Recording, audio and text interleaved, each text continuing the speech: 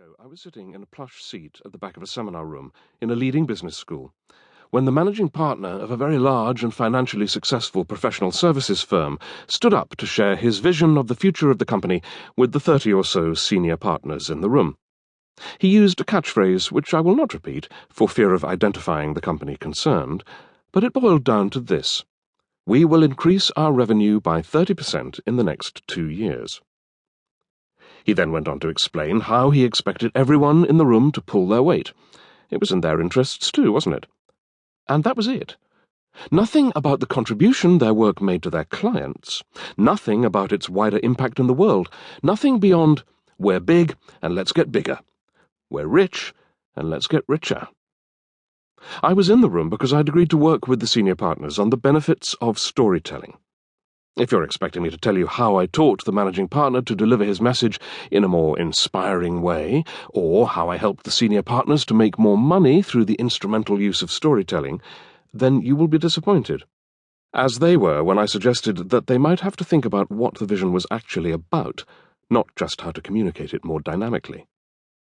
If, on the other hand, you were a bit shocked by the vision's unreflective appeal to an outdated business orthodoxy and naked greed, if you think that being a leader requires you to examine the purposes for which you lead, if you are curious about the power of story and storytelling to contribute to a more humane and generative society, then this could be just the book you've been waiting for.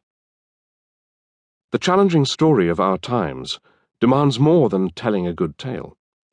To play our part in making sense of the world around us, it is necessary for us to look at the assumptions underlying the stories that unconsciously shape our behaviors, and choose carefully which stories we really want to tell.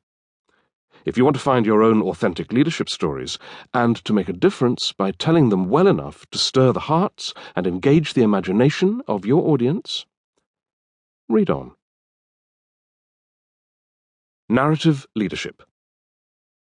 The ultimate impact of the leader depends most significantly on the particular story that he or she relates or embodies, and the receptions to that story on the part of audiences, or collaborators, or followers.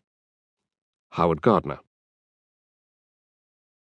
This was the conclusion that Howard Gardner reached in his brilliant analysis of 20th century world leaders, Leading Minds, An Anatomy of Leadership. It is also the understanding I have come to after working for 30 years in the field of leadership development.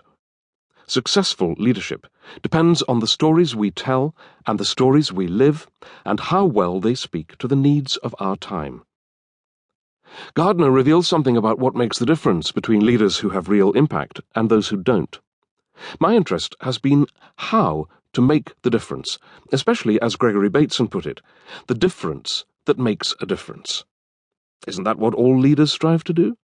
Make a significant difference with the limited personal resources at their disposal? Let me use a well-known metaphor to show you what I mean. The world's largest oil tankers carry 500,000 tons of cargo. It's a cliché that once in motion, they take a long time and a lot of effort to change direction. Everything about them is enormous, including the rudders that turn them. So the large rudders themselves have small rudders to move them through the water. Turning the small rudder creates the kind of difference that makes a big difference. What is the large rudder that turns an organization or even a society around? For the sake of argument, let's say that it is the beliefs and values that guide people's actions and behaviors. And what is the small rudder that moves the large one? The stories that mold our identities, give meaning and significance to our experience, and shape our understanding of the world. If you want to influence where we are heading, then you need to understand how stories work and how to tell them.